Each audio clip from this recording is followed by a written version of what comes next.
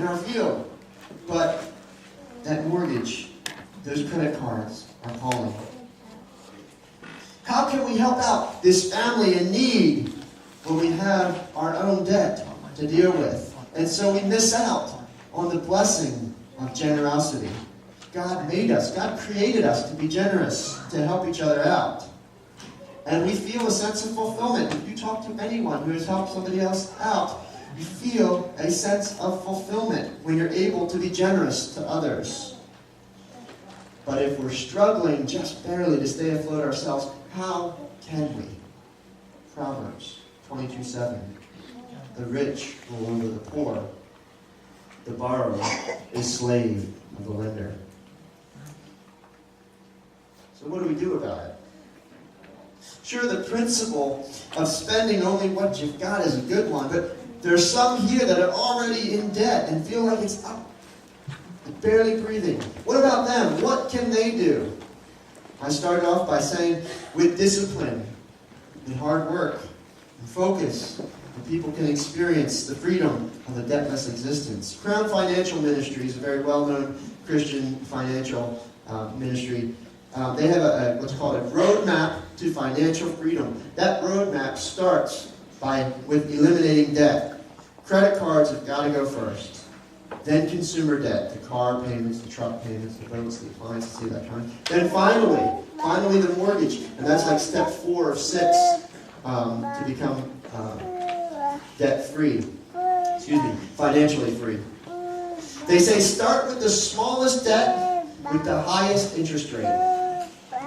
And then move to the larger debts with the lower interest rates. Each time one debt gets paid off, take all the money that you were pouring into paying off that debt and add it to the other debts. Celebrate each time that you accomplish and pay off a debt. Celebrate it. First, you'll see the credit cards go. Then, you'll see the cars paid off. Then, you'll see the other things paid off. And finally, the mortgage will be paid. Start with the small ones with the high interest, and then move to the larger ones with the lower interest. And eventually, over time, you too can experience true financial freedom and God's financial blessing. But there's something else that they consistently emphasize throughout this whole process. They say, do not stop giving. Because being debt-free is not the goal. It's not the end. It is a means to the end.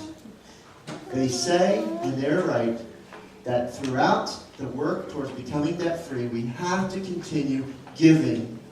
Because the goal of being debt-free is so that we can be generous and experience God's full blessing.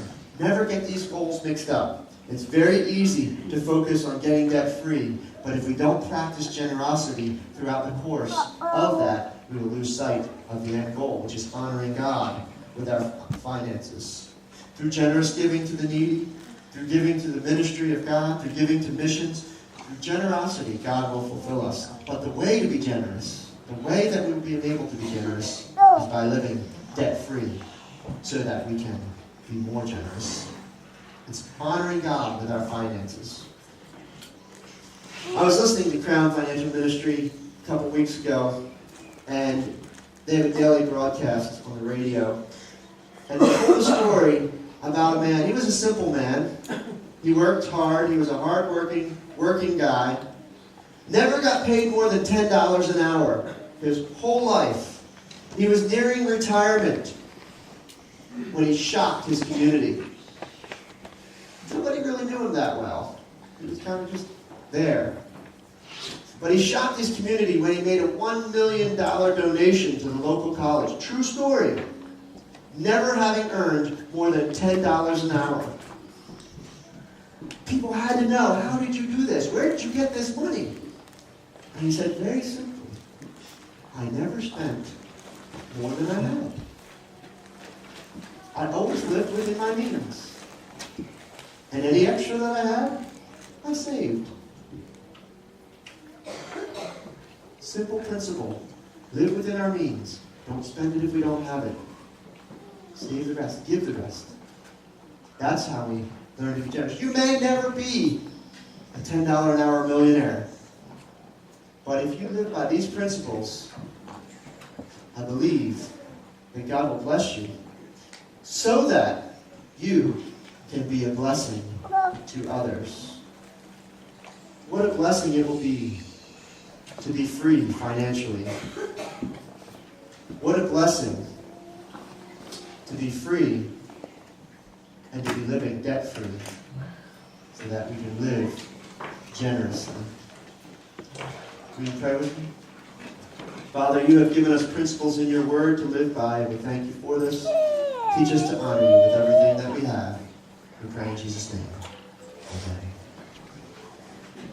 Amen. I invite you now. Sorry. I was just going to invite them to stand to sing. With us, the closing hymn 453, Rise Up, O Man of God.